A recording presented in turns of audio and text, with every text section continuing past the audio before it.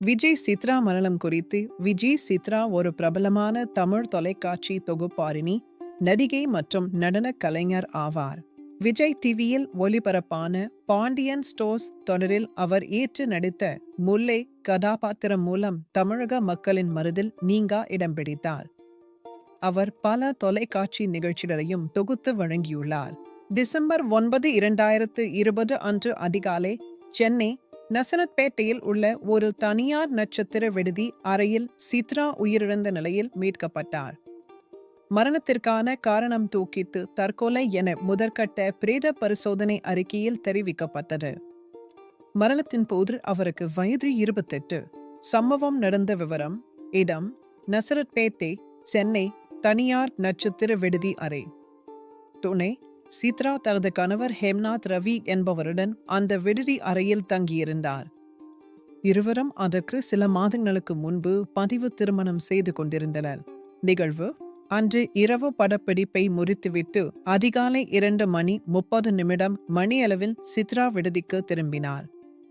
குளிப்பதற்காக அறைக்குள் சென்ற அவர் நீண்ட நேரமாகியும் கதவை திறக்காததால் அவரது கணவர் ஹேம்நாத் விடுதி ஊழியர்களின் உதவியுடன் மாற்றுச் சாவியை பயன்படுத்தி கதவை திறந்தார். அப்போது சித்ரா தூக்கில் தொங்கிய நிலையில் காணப்பட்டார். உடனடியாக காவல்துறைக்கு தகவல் தெரிவிக்கப்பட்டது. விசாரணை மற்றும் வழக்கு நிலவரம்: தற்கொலைக்கு தூண்டுதல். சித்ராவின் குடும்பத்தினர் அவர் தற்கொலை செய்து கொண்டிருக்க வாய்ப்பில்லை என்று சந்தேகம் எழுப்பியதால் இந்த வழக்கு தீவிரமாக விசாரிக்கப்பட்டது. கணவர் கைது. சித்ராவின் கணவர் ஹேம்நாத் மீது சித்ராவின் நடத்தையில் சந்தேகம் கொண்டு அவரை மனரீதியாக துன்புறுத்தியதாகவும் அதனால் அவர் தற்கொலைக்கு தூண்டப்பட்டதாகவும் குற்றச்சாட்டுகள் எழுந்தன. இதன் அடிப்படையில் டிசம்பர் 15, 2020 அன்று ஹேம்நாத் தற்கொலைக்கு தூண்டியதாக கைது செய்யப்பட்டார். விசாரணை மாற்றம்: திருமணம் ஆகி 7 ஆண்டுகளுக்குள் மரணம் நிகழ்ந்ததால் இந்த வழக்கு வருவாய் கோட்ட அதிகாரி விசாரணைக்கு மாற்றப்பட்டது. காவல்துறை அறிக்கை: காவல்துறை சென்னை உயர் நீதிமன்றத்தில் தாக்கல் செய்த அறிக்கையில் சித்ரா மரணம் தற்கொலைதான் என்றும் ஹேம்நாத் கொடுத்த கடுமையான மன அழுத்தமே இதற்கு காரணம் என்றும் தெரிவிக்கப்பட்டது. ஜாமீன் மற்றும் குற்றப்பத்திரிகை: ஹேம்நாத்திற்கு பிப்ரவரி 2021 சென்னை உயர் நீதிமன்றம் நிபந்தனை ஜாமீன் வழங்கியது. பின்னர் ஹேம்நாத் மீதான குற்றப்பத்திரிகையை ரத்து செய்ய கோரிய அவரது மனுவை உயர் நீதிமன்றம் தள்ளுபடி செய்தது.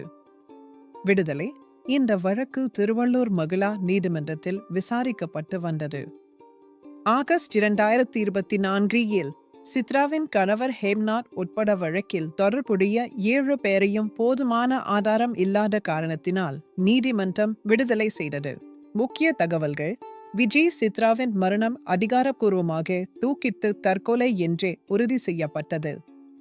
அவரது மரணத்திற்கு காரணமானவர் என குற்றம் சாட்டப்பட்ட அவரது கணவர் ஹேம்நாத் இறுதியாக நீதிமன்றத்தால் விடுதலை செய்யப்பட்டுள்ளார். இந்த சம்பவம் சின்னத்திரை வட்டாரத்திலும் ரசிகர்கள் மத்தியிலும் மறக்க முடியாத சோகத்தை ஏற்படுத்தியது. இது போன்ற தகவலுக்கு நமது சேனலை சப்ஸ்கிரைப் செய்து கொள்ளவும் மற்றும் வேறு என்ன தகவல் வேண்டும் என்று கமெண்டில் தெரிவிக்கவும்.